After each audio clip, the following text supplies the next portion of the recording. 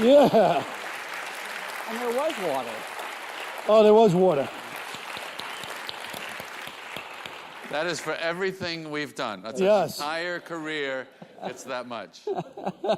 This chair it's not going to work. No. Look, we're laid back and it's like an easy Yeah. chair. This is not going It's to like a work. bus I'm going tour to sit chair, here the whole yeah. time like this. Should I also lean back or should I lean forward? What's Jesus. I know. David. Terrible start. We're already off on the wrong foot. David really looks like he wants a job, doesn't he? Have you heard about the newspaper business? You know how I things are have. going right now. Yes. There's a lot about the world that's uncertain and transitory, but one constant that gives me a lot of hope is the fact that you, Jerry Seinfeld, and you, Colin Quinn, are friends, and you have been for many years. I don't know how that works. Yeah. I like that. Do you have any sense of where that friendship began, when you would have first met? Do you recall that far? I remember when we met. Jerry probably does. And he wasn't as big as he became in the 90s, but this is about 1989, and he was at Catch a Rising Star, and he was going on, and he starts talking to me, he goes, so what about your apartment? I go, you bought an apartment? He had bought an apartment like 1989. And I go, no, I didn't buy my apartment. I rent an apartment. He goes, well, you're such a goy. He goes, it's such a goy move. I said, you want to be a Jew, you buy, you don't rent. Renting is for suckers. And you knew right away that there was a kinship there, or was there a sort of a feeling out period where you ever... Let's not make this into a buddy cop movie. But what's kept you tight all these years? What do you get out of that? I do think, I don't know if you would agree with this, I do think Colin and I have a very deep allegiance to New York. And even though I went to L.A. in 1980 and didn't come back till 98, all that time I had this, commitment to it. It wasn't, most people just kind of go where they got to go for work, but he always had that, and I think that's kind of where we started. Like, we would start, dissing L.A. all the time, Right? And loving New York, and right? Would you say that's kind of one of the building blocks? Yeah, and comedy too. It's like we both have totally different styles, but it's still the same mentality, like the same belief in like the principles of comedy. Not to suck all the fun out of comedy by saying that, but like just about like when's the joke coming and all that stuff. You know what I mean? Like, right. Like where is it funny? Why is it not being? You know what I mean? Like, right. Can you safely sort of talk about? I know talking about craft is death, but can you safely talk about craft with each other, or does it start to get into? Oh yeah. Okay. Yeah. Do it all the time. What we love to talk about actually is the brutality of writing, because that is really the essence of comedy. Most comedians, you're kind of you're as funny as you're funny. You don't really get too much funnier than whatever you had when you started. But learning to be a writer is the real delta, if I can go do that kind of language here. I'm sorry. Learning to be a writer is the delta of success and failure in comedy. Wouldn't you agree, Colin? Yeah. And when I started, Jerry's already doing it, but it was like, Jerry Seinfeld, he writes at least a couple of hours a day. And it was like a big thing that he actually wrote. And then all the good, Chris, Rock, everybody like that, if you don't write, you're never gonna, like he said, you're as funny as you're gonna be, but you have to keep pushing the writing. And it's hard. That's why we discuss. It's like patting each other on the back, like, come on, you gotta go, because they remind you, there's no easy way to do it. There's no shortcut with comedy. And there's no supervision either. No one knows or cares if you're Right. writing, or doing anything. You're so on your own in comedy. It's just they put you in a room with toys and go make something. Yeah. And when you say writing, you're literally, at that. Once was a typewriter, now a computer screen. You're not just sort of riffing into a microphone, seeing what comes out, shaping it after. Well, you do that too, but still, it's like mapping out. Well, what do I want to say about this? Yeah. And that's what I always do. Every comedy's fantasy is that you can just riff. Right. Come up with stuff. The beauty of writing is you realize you have to confront the fact that you're not a genius. That Right. it takes dirty work to come up with your stuff, But, I spend I've had the pleasure of spending time in each of your company, and you're both just very sort of, you're spontaneous people, and you just, to me, seem effortlessly funny. You can be funny in conversation, but the joke writing, that really is something that takes acuity and... Well, I don't know. That's spontaneous people. I don't know what that means, but if this was a show right now that these people had paid to see, we're in deep trouble at this point. Okay? So this is how much the spontaneous gets you. This sweating is happening, would be happening right now. At the 52-minute mark, with 52 minutes to go, we're already at flop sweat. Deep trouble, yeah. Part of what we're talking about tonight is New York City history and Colin's special, The New York Story. Let's talk briefly about your credentials. No, stop. Go ahead. Let's talk about your credentials as native New Yorkers. You ever heard of a Q? No, go ahead. Our credentials as native New Yorkers was the question. Credentials. New York, Long Island, Brooklyn. I mean, that is New York. Even working the show out, I kept going out to Long Island because Long Island is where all the people that grew up in New York. And if you want to hear a New York accent, Long Island and Florida is the only place people. You know what I mean? It's everybody. You grew up in Park Slope, yes, but not the yoga brunches co-op. Sorry, folks, we lost some street cred over the years. In the '80s, you said I'd be like, yeah, Park Slope, but anyway, yeah, but not the right. Well, it was very mixed. It wasn't complete, it wasn't East New York, but I mean, nothing. It wasn't the South Bronx, nothing. It wasn't Brownsville. Anyway, but it was it was different. It was much more mixed, and we always talk about that, about the different ethnicity. And Jerry was actually, if you want to hear the original, when I first started doing this, he goes, "You should do this." I don't know if you remember, before I even did the first show, he goes, "You should do a show about New York," because I'm always going out to Queens, traveling around, doing these different ethnicities, and so he goes, "You should do a show about that." He said that even then, And Jerry, I mean, I know you spent like a minute of your life in Brooklyn, but you really grew up in Long Island, Massapequa. Yes. Now, I mean, Long Islanders, they can safely call themselves native New Yorkers, or is there conflict about that? Are you? I don't really care. I mean, I don't let my wife get away with it. My wife is a Long Islander. I don't let her call herself a native New Yorker. What exit? Right. Yeah.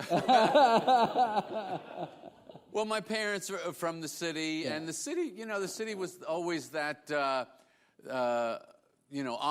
It was like that place that they would take you to sometimes, and it was very exciting. And from a childhood, I just always wanted to get back to the city, even though, they had started there. They didn't understand. And Colin, I love to talk about this. In the 60s and 70s, 50s too, the city people lived in the city because they had to. Because it was work. Right. Nobody thought it was cool. There was no urban culture of being in the city. It was just, that's where the job was. Let's be close to the job. And so my parents didn't want to live in the city, but it was always, for some reason, always the goal for me to just get to the city. Would you venture in as a teen and just kind of explore it? Sure. Do you have hangouts or destinations, or you just kind of walk around and take it in? Well, it was really going to Queens College, and we were always cutting class and going to Chinatown, and just running around the city, and then starting to just chase comedians, where you would hear there's a comedian performing there, and there are these clubs opening up, and the Improv, and Catch a Rising Star, and it was just, that's where there were comedians. Right.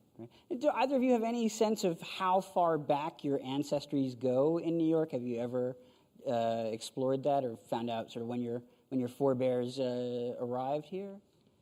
Yeah, I mean, mine came in the 1920s from Ireland, from Northern Ireland, and the north of Ireland, we call it.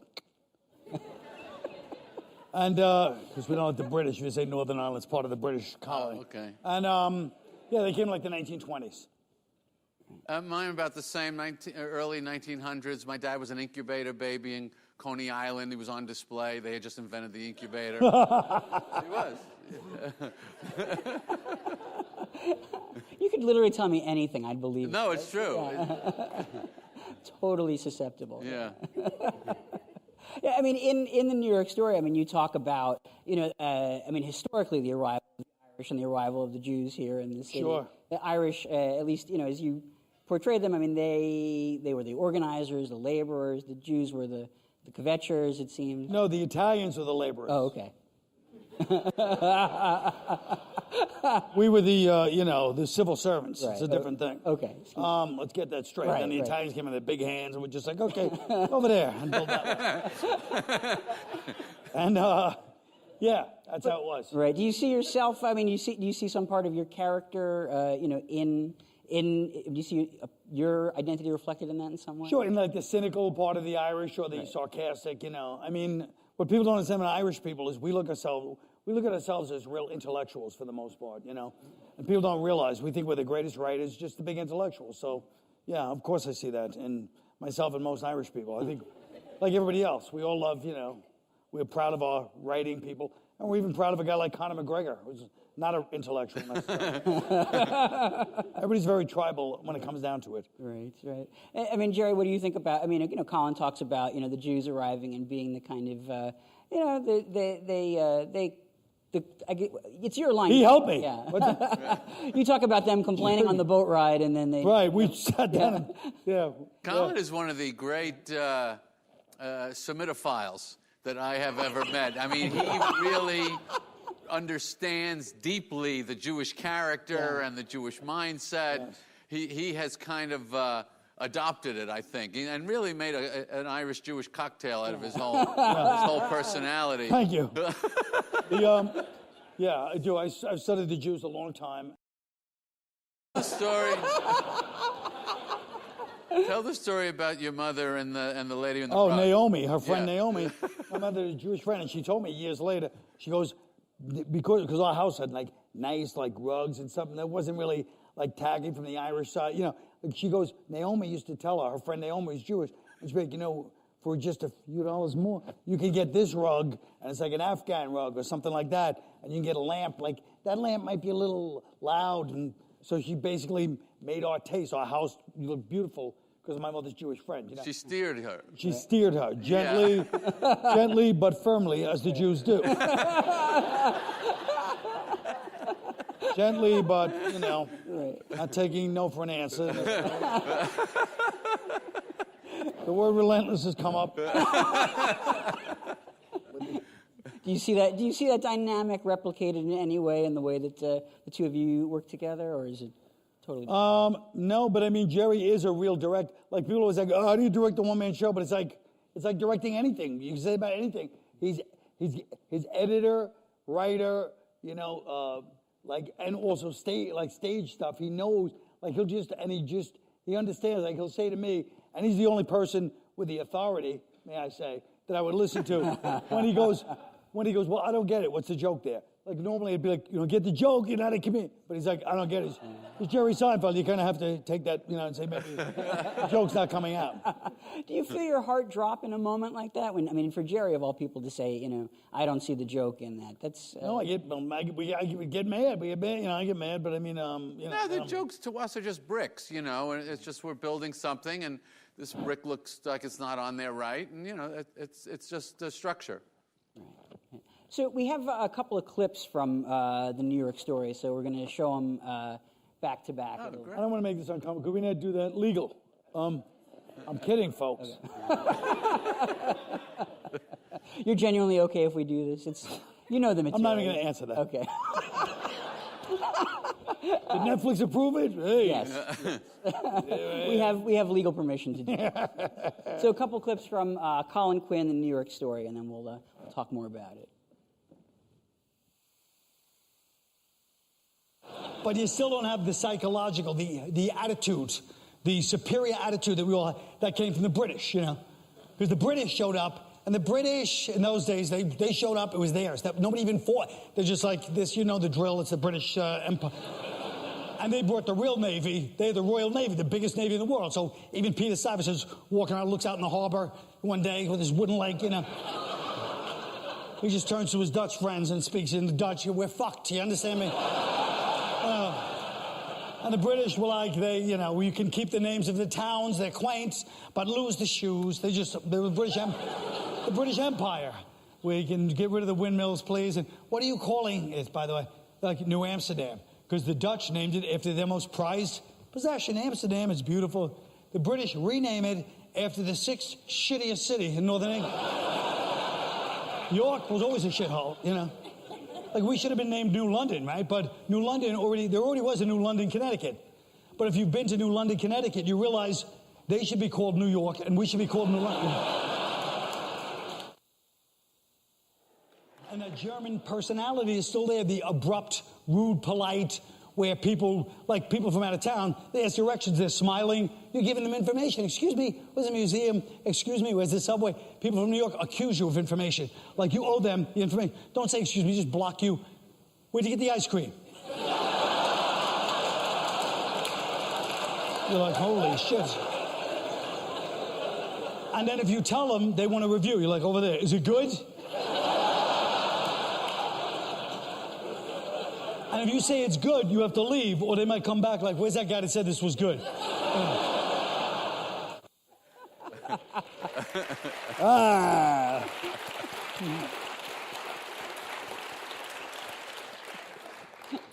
I love a lot about that. I love the hoodie. I thought that was a good look. Well, it was one of those things where I wanted to be comfortable. Right.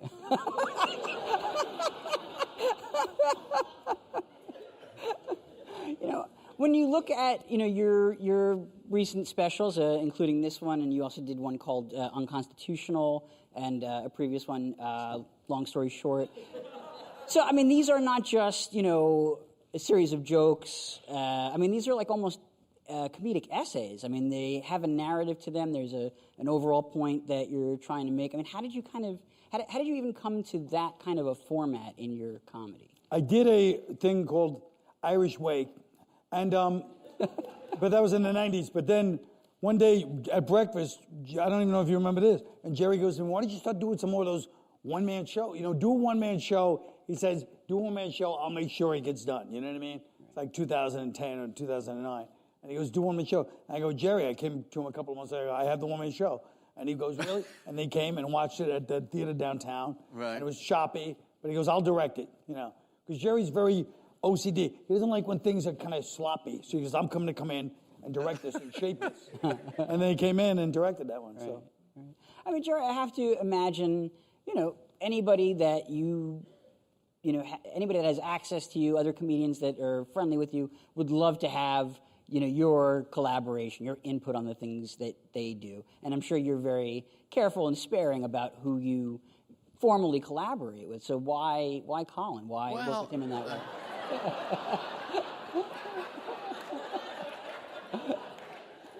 I don't know what they're laughing at. But, I think of it as it's a mark of distinction. Who else's shows have you Exactly, directed? but it could have been phrased more delicately.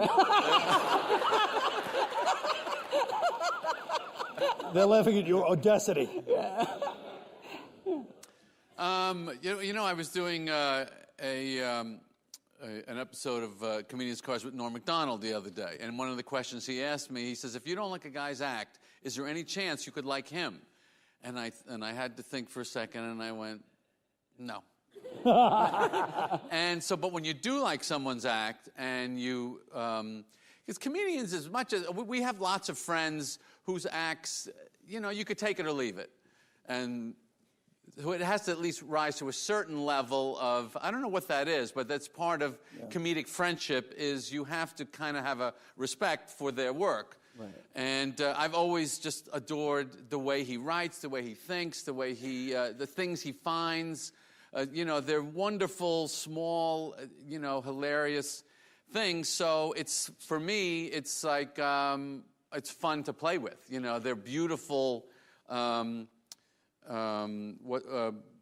building blocks or whatever, and he struggles a little bit with the overall structure, and that's the part that I really like. Yeah. So it's just a natural thing, and we're good friends, and it's just fun. And have you ever seen anybody that does what he does, in the sense of, he's as I said, I mean, these are like essayistic. I mean, these could almost be, you know, I mean, these could be books in their own rights, or they could be chapters. Oh, Dave, no. He's from the Times. He knows what he's talking about.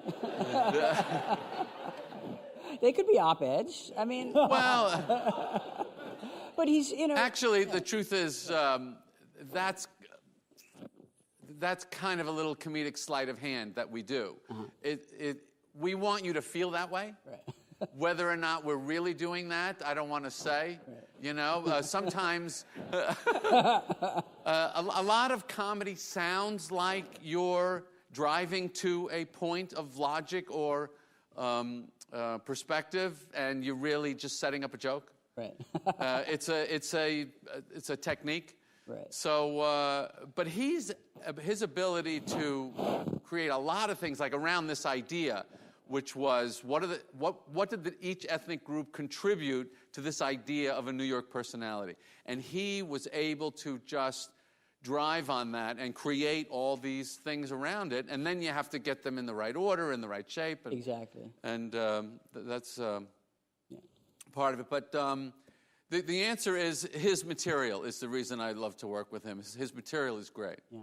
What was the experience like? I mean, when you first collaborated on Long Story Short, and then that you took to Broadway, which in and of itself, I mean, that is a whole other hurdle and adds, I'm sure, more complication than just learning to work together, in an environment like that and for a project like that. You know, I mean, it's not easy to find someone who you can say to, that's not funny, and they're not going to get upset. Yeah. You know, really hard to do that. Most comedians are very defensive, very protective of their stuff, and even if you may be a person of accomplishment, they don't want to hear that. They don't want to hear from anybody. So, so there's a. Very good. So that so you have to have the relationship trust, and you have to have an appreciation of their material. So you need those two pieces. Like, I trust you as a person, and I trust your taste. Right. You know, so you need both of those things. It's kind of rare to have that relationship. Did you find? Could you take direction? Could you take a note from Jerry, or did that take? Yeah, I mean, it's always like we're like so used to working alone. Yeah. It's like, hey, I work alone, lady, and so you're used to working by yourself as a comedian. So having anybody else except somebody like him that I love and respect so much, I know it's coming from. I know he's not in it working with me for the money. There's no money. He loses money when he works. I'm not kidding. He's not in it for the ego. You know what I mean? Right. So he's only in it, out of the love and the work. So anything he says is not coming from a place like, hey, I want to mess with you. You know what I mean? Sure. And so it's always coming from a positive, healthy place. But he was even worried when we first started working together. He said, I worry because a lot of times with friends, your friendship ends. Right. Because it's a really tough, it's a tough volatile, thing doing a show together. But it worked out great. I mean, right. But, it's definitely, it could have been. You feel like it was a little bit of a roll of the dice to see. Yeah. Right. Yeah. Because you're working, it's personal stuff, Absolutely. We have a clip from Long Story Short that will show. Great. This is a good one. This features your Ray Liotta impersonation, which I enjoy. So we'll take a look at Long Story Short, and then we'll talk a little more.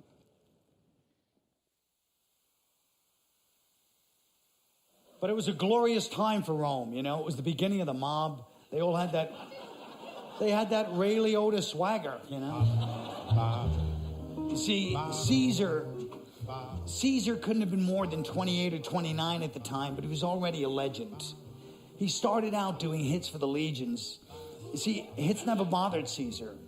But what Caesar really liked to do was steal. He was the kind of guy that rooted for the lions in the gladiator fights. And hundreds of guys depended upon Caesar, and he got a piece of everything they made. It was tribute, just like in the old country. And all they got from Caesar was protection against other guys that were trying to rip them off. And that's all the Roman Empire was. The police department for guys that couldn't go to the other empires. You see, Caesar had it down to a system. He'd have the tribunes invade a province. Then when the consul came to Caesar'd make him a partner. Now the guy's got Caesar for a partner. Any problems, he can come to Caesar. Slaves revolt, come to Caesar. Vandals invade, you come to Caesar. Chariot drivers want to go on strike, you come to Caesar. But now the guy's got to pay Caesar every month, no matter what. Crops failed, fuck you, pay me. Plague of locusts, fuck you, pay me. God gets mad, kills the firstborn son in every family, fuck you, pay me. And then finally, when there was nothing left and they'd squeezed every last dime out, somebody lit a match and they burned Rome down for the insurance money.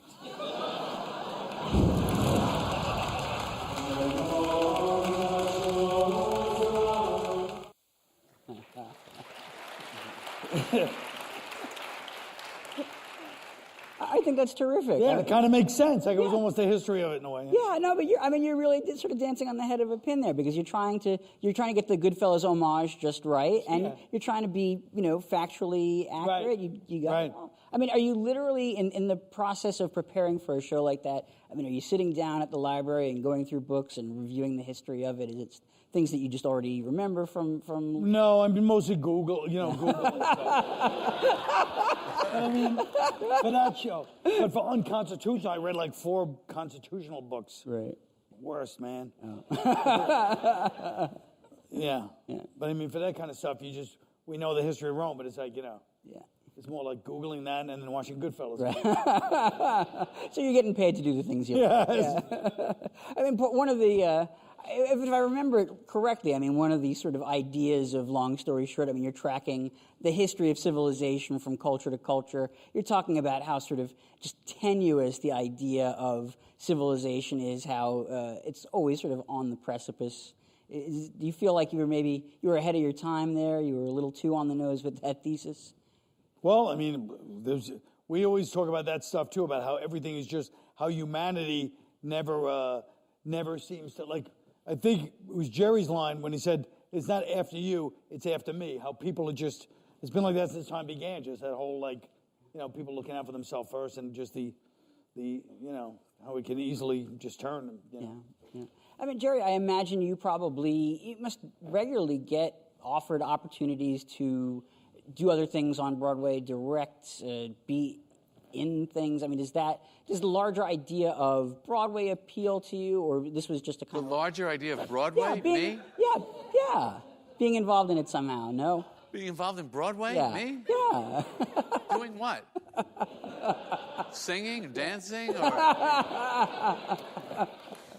No. I like the brutality of stand-up and the simple, boiled down, it either lives or dies of a joke. Right. And that's why the only way that I could get involved in this, because it's based on that. If he was really trying to tell a story and it was just humorous, I wouldn't have any interest. Right. Jerry's going to be appearing in Same Time next year. It's a revival. I mean, there was a time when I would have said the same thing, that, comedy belongs in a different place. But I feel like there's so much that's happening now. I was talking earlier to Colin about a show that Nick Kroll and John Mulaney are doing right now, Oh, Hello. Oh, hello. They've really, I think there's the idea of what it can be has, to me, feels like it really has expanded, and that there's room for all different kinds of talents now. But to you, it's all about that kind of the connection of a club or a theater environment, and just delivering it to people that way. Well, I think that's a great thing that's happened in comedy, but it's very niched like everything else, which is kind of the opposite of the culture that I grew up in. The culture of comedy I grew up in was, if you want a job, you got to be able to walk out in front of Frankie Valli's audience, who does not want to see you, and you've got 15 minutes to get them. And they don't like you, they don't want you, and they don't know you. That is the exact opposite. So that was our first bar that we tried to reach, was how can I get these people to laugh, who don't even want to see a comedian. So now you have a comedy has gotten to the point where you can really tailor what you want, and the audience will tailor themselves to what you do. It's the complete opposite formula. You know what I'm saying? It's like you do your thing, and that audience that likes that particular thing comes to find you. Right. And now you're a success very early on without learning to do that more difficult thing to in my terms, which is make people laugh that don't even want to see you. Do you, even in a masochistic way, do you miss that earlier aspect of it when you had to, really go out and, fight to maybe earn that audience's, respect? Yeah, that was very exciting to be able to, when you accomplish that, you go out on the Tonight Show, and who is this total unknown person, that they don't get you, they don't know your humor, and then you have to get them. Yeah, that was thrilling, hugely thrilling. Mm-hmm. So your show, The New York Story, which we've been talking about tonight, that was, at the same time that you were doing that, you also had that book, The Coloring Book. Now, was the show adapted from the book, or they were sort of companion projects? Yeah, it wasn't meant to be, but then, like I said, he had brought this idea up for years before that, and then The Coloring Book, when I started writing it, I was like, this is horrible. Writing a book is the hardest thing in the world. I had to have, somebody come in who was, helping me, ghost writes, it was so hard. And then the only way I could write it was when I started writing it as stand-up. So I said, at least now I know I'm performing on stage that night. That's the only way I could get any writing done. Because writing a book, you're by yourself all the time, and you don't get that. I'm so used to hey, this is funny, and then give it to a crowd and get laughs. Right. That when you're, hey, this is funny, you're just sitting by yourself. It's tough, Yeah. Well, there was a lot of really personal stuff in the book. Yeah. Things about your own experience, growing up, coming of age, Sure. places you got thrown out of, etc. A lot of those in the book. Yeah. But it was. Thanks for not reading it, folks. I see.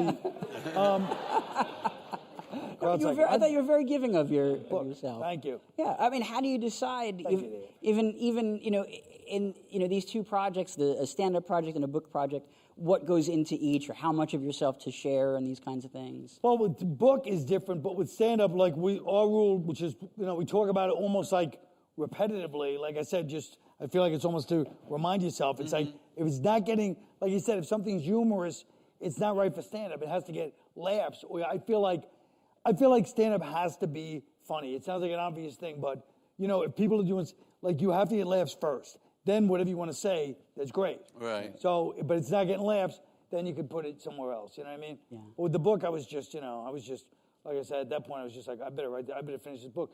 Then I finished the book, and I'm it was 240 pages, 280 pages, something.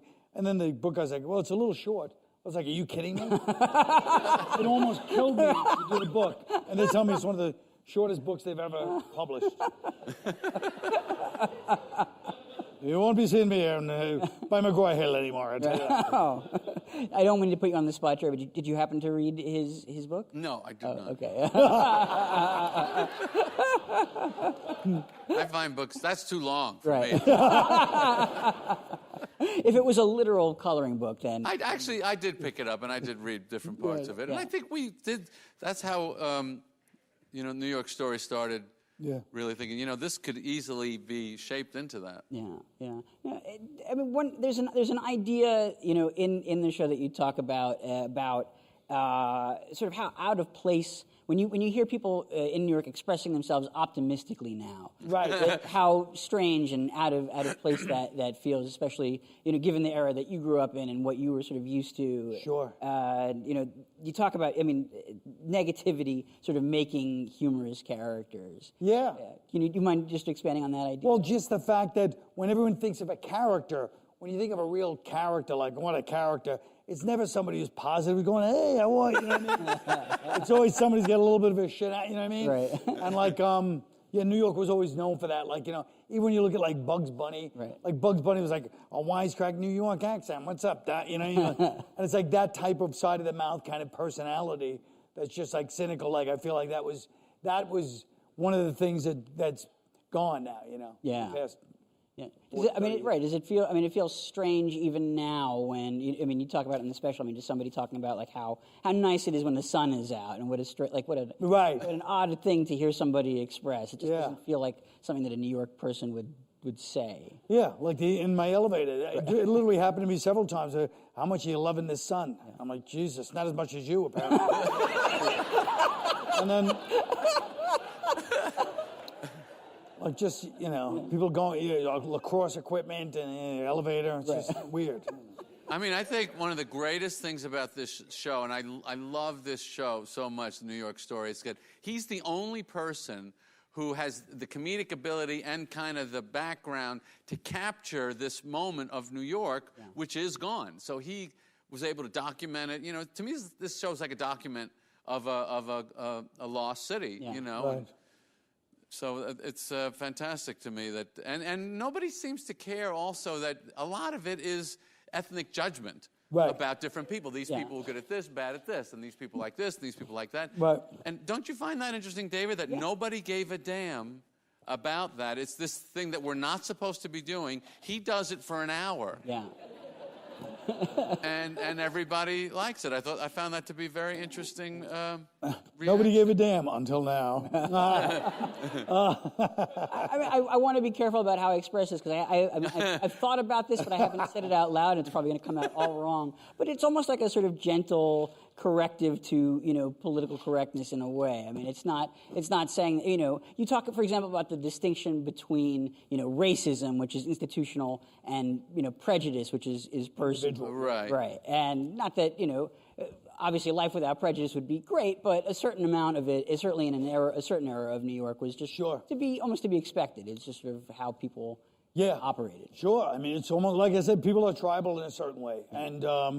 And so when New York, when people just bump up against each other over the years, you would have people that would say things like, that must be a prejudiced person, but they would seem closer in some way, or they would seem like they get along better than people that are being positive but from a distance. You know what I mean? Yeah. Like they're speaking kind of generally. So it was just there was something more authentic about people's relationships. Yeah. In some way. And I mean, the neighborhood you grew up in, I mean, it was very mixed at this point. Yeah, exactly. I mean, it was very much a melting pot, but also people sort of keeping to their own clans, but intermingling in the same. Yeah. I feel like by like high school, people started to separate, which was just the way it went. You know, everybody did, but before that, everybody was like very, very mixed. You know? Right. I mean, was that a hard moment to sort of, you know, when you get to the age and you start to see people kind of going their own way? Yeah, with their own groups, and you saw it. It was like, and you still have your friends like, hey, what's up? You know, and just nod to each other. You're walking by with your two different groups down the hallway. What's up? But that's just, it was sad, but that was how it went. Yeah. Right. Were you allowed to acknowledge that you were once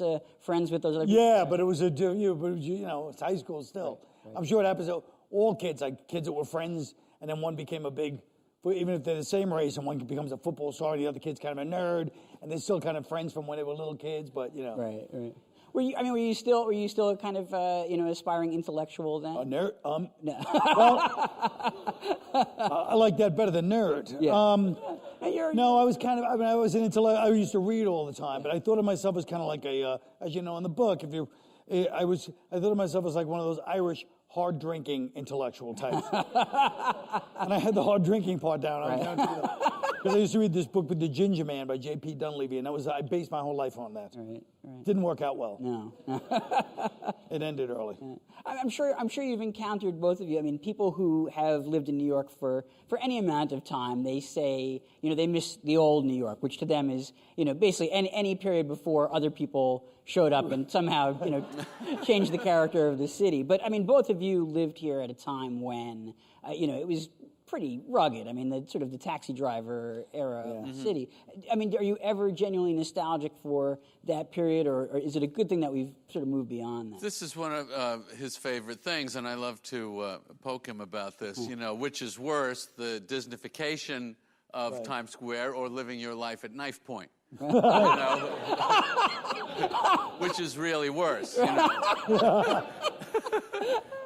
And they're both, you know, one is soul crushing and one is bloodletting. So, you know, you got to pick your poison. Yeah. But it's a very interesting thing. And I love the Fran Lebowitz line about people don't miss the way New York was. They miss when they were younger. That's where they're thinking. I thought that was a great observation. That's what you miss. You were young then. Yeah. You know? But I will say I spent thousands of hours more time on 42nd Street back then than I do today. You have a great line in this special. I'll get it all wrong. It's not my job to get these things right. But when you talk about So says the paper. Nobody's attacking you. Speaking of New York attitude, hey. Yeah, but I'm gonna give you the sense of it, and hopefully you'll keep me on the right track. But the line about, hey, your mother works on 42nd Street, right, and right. What that meant in 2 different eras. Yeah. Right. Now, I mean, she works for the Times. That's fine. What do you back then, that was like a fighting word. So if somebody said that about your mother, you fight right there. Even Canal Street, for some reason. I don't even think there were hookers back then, but your mother's Canal Street. Yeah.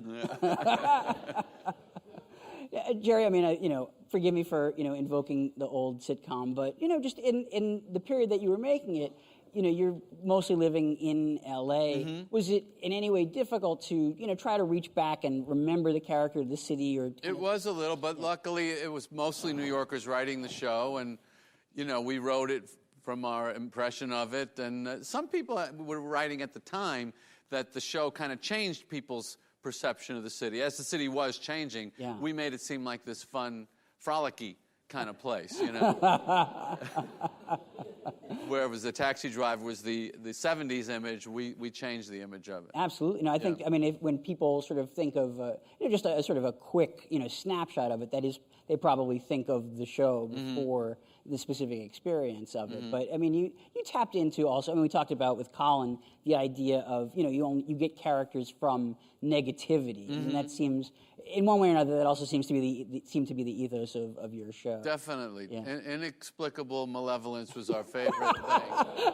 There's no reason. There was never a reason I didn't like Newman. There was no reason. We just think it's better to hate this guy.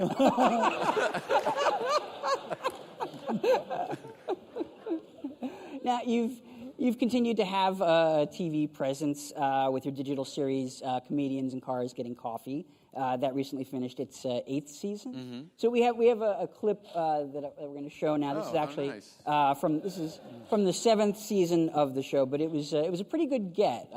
Okay. So we'll take a look at that. We're just going to run out for a quick coffee. We'll be right back. I'm sorry, that's not possible. And I do this little show, Comedians in Cars Getting Coffee. You're a comedian with the president going nowhere. Back it up. Yes, sir. Do you ever think about every person you talk to is putting on an act, a total show? It's a problem. Don't you think every American child is a president fan? You grow up loving the president. I do really well with the 0 to 8 demographic. Oh, really? Yeah, they love me. Partly because I think my ears are big, and so I look a little like a cartoon character. Right. And then little kids love saying my name. Right, that's But it's funny. all one big name. It's Barack Obama. It is one of those names that you could compress into one word. Into one word. Yeah, it's good. Barack Obama. It's like a Nickelodeon thing. Well, anything Orama is fun. This is called the Beast. It's a caddy, basically on a tank frame. Oh, my God. Yeah, see? So I could call a nuclear submarine right here from this.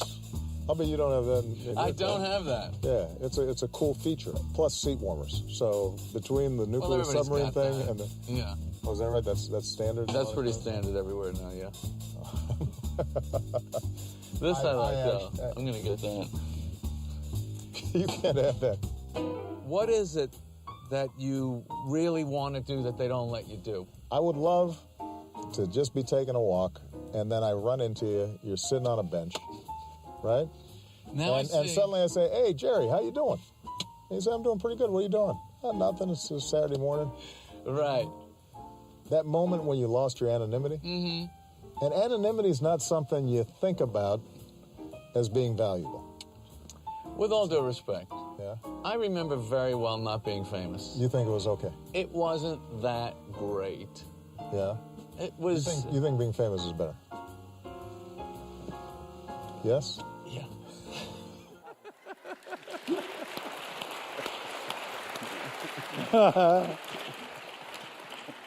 So here's a highly original question, but how did that particular booking come about?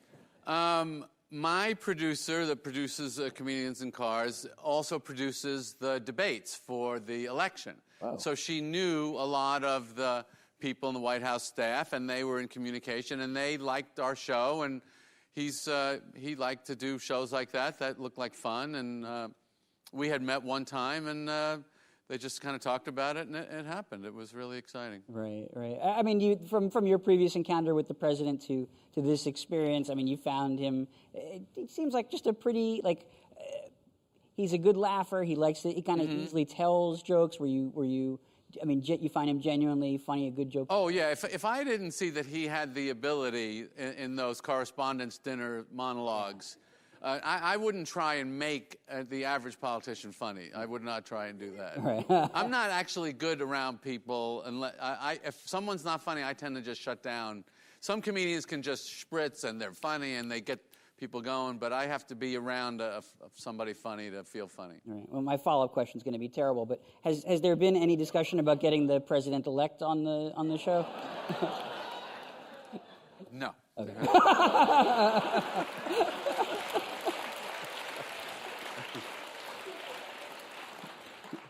Yeah, I mean, one thing that people may not know about comedians in cars, I mean, you've been kind enough to me to let me see you actually doing the post-production on the show, and it's just really a couple of people. It's like yourself, your editor, a couple producers, that's it. And, you know, I was really, just kind of stunned by that. I mean, is that part of the appeal for you of just the compactness of it? Yes. And just you and your idea and the execution of it? Yeah, this is one of the really cool things about Netflix, I think, to give them a plug, which they deserve, is that they seem to have grasped this basic idea of how to make shows with creative people that the corporate world has never fully understood, which is you can't help these people. Find someone you like, give them the money, and just hope for the best. You can improve their odds with your notes and your thoughts and we were looking for this, we think the public likes that. Nobody knows what works. That's the truth. Right. It's all just shooting arrows at the sun. So, but they have created this platform now where they can finance so many artists, and then the public becomes the note session with the product out there, and that's the only real way to decide. I mean, that's how comedians work. We decide, we write the jokes, but the public picks them. And then we do the ones they laughed at. Right. With Colin's special, I mean, was this something where you knew you already had Netflix involved, or do you make it on a flyer and you hope that they'll go for it? No, they were involved from the beginning. Right, and they gave you basically autonomy to kind of do it. Yeah, they were terrific. They support you. You cannot help people in creativity. You just can't. You helped Colin, though. You gave him... Yeah, no, but I mean that interface of network executives and writers and comedians and artists, them trying to work together to make something better, that doesn't work. Now, and Colin, you also have a digital series of your own called Cop Show. And that's... a few, but they're mighty. Yeah. They're dedicated. So we have a clip of this as well, which we'll take a look at. And the premise of the show, if I don't explain it correctly, you'll correct me. But this is sort of a satirical, behind-the-scenes look at the making of a TV crime drama. Right. Okay. So here's a scene from Cop Show. Today's episode it's about a female hipster drug gang. Kind of like the show Girls, only if they were drug dealing. And we're not doing it to exploit the popularity of the show Girls. This is, like I said, these are real cases that I've gotten information are occurring. What do we got? Dolores Kensington. She's the leader of a hipster drug ring. Let me get my hands on her. I will beat a confession out of her. Whoa, where's the sisterhood, sister? Wait, didn't I see you at a hipster-type concert? Yeah, at the Barclays Center, a Maroon 5 concert. You are not my sister. You are a disgrace to all women. Do you know that 43% of all women in a survey taken have said that they have gotten their drugs from other women? Leave her alone. She just works for the guy. Amy's on fire right now. Amy's all over the place. Amy seems very busy these days. How did you get her to come in to do the episode? I pepper the sister with texts until basically they throw up their hands and go, let's do it. Dolores Kensington, can I get you a drink? Yes, I would like an artisanal cookie and a Pabst Blue Ribbon beer. Can I tell you something? I find you very attractive and handsome. You're the type of guy who could get a girl like me to quit dealing drugs. Why would I ever say that? That's not how people talk. She feels it. Put yourself in her position. Her whole life surrounded by these nerdy hipsters, and then she comes face to face with this. Amy knows this is quality, and one thing about Amy's about career, and she knows that being on a show like this is good for her career, because people see her as the funny girl. She comes on a show like this, and then she's like, oh, I get to really act. This is good. I feel like there's a good tension. I want us to be recurring. This could be like I want to have you come back. No, don't do that. I'm booked. I have a this year's things are... I'll write it. It'll be quick. I'll write it in. In the dialogue. You don't need to do that. Don't do that. Little Amy. So Jerry was talking earlier just about the, the satisfaction of a digital series and the autonomy that comes with it. I mean, is that part of what is satisfying for you about this series? Oh yeah, exactly. Because it's like you get to be there's nothing in between. Going look, it's like, and that's why that's why network meetings go so well all the time when comedians are in them, because we're like, you don't understand. We do focus groups every night, all over the country, and they're like, I don't know if people in Iowa get that. It's like, we were in Iowa last week. We get it. Of all the different things that you could have done with a digital show, I assume you just kind of have, freedom in the palette to do whatever. What inspired this particular idea? The fact that I was never on Law and Order. And I was so mad that they never asked me to be on Law and Order. Right. And then when I was passing Law and Order steps, and that's how I thought of it. But yeah, it was just all resentment that I was never on Law and Order. Right. Do you have any sense of if the people who make Law and Order are aware of the show? Have they given you any fan notes? Since then, and I swear to God, there was one. They must have seen it, and they literally sent me a part, and it was like a part. It was like a guy. He's a director, but he's also like a semi director rapist. Like he knocks girls out, rapes them. No. It was a good part. It was a juicy part. But the way he does it, he has some sucker that in the first scene, who was on the first 2 pages, and he goes, okay, I'll take it from here. Right. They offered me the 2-line part of the sucker. You wanted to be the director? Yeah, Dave. Apparently you in the crowd feel I should have took the 2 lines, but I think of myself as bigger than that. I'm sorry, folks. No, I appreciate the size of the role. It just seems like the character seems unsavory. Well, I'm not saying I would have loved the character. I'm just saying, I guess the story's never really going to work because of the nature of the character. But, but just the size of the role was a slap in the face of a trained professional such as myself. I've really enjoyed. I mean, you've had a really flourishing and fascinating acting career in the last couple of years. I mean, you've had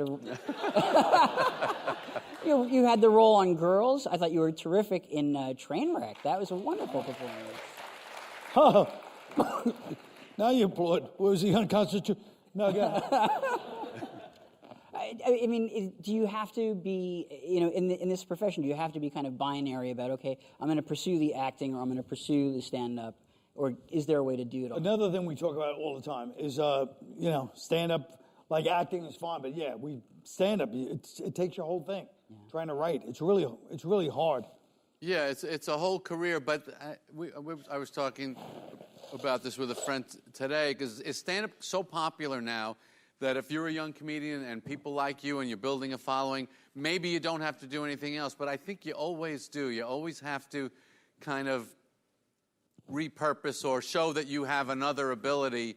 It just, I don't know, it does something to the audience. They keep your name out there. Yeah. See, that's the Jewish thing. So we have a couple of minutes left, and I've been given some questions that I believe came to us via Facebook Live. So these are, audience submitted Let me questions. say ahead of the time, I'm not going to be insulted that they're all going to be questions for Jerry. Go on. These are open-ended. They could be for right. both, either of you. So, looking back at the beginning of Seinfeld.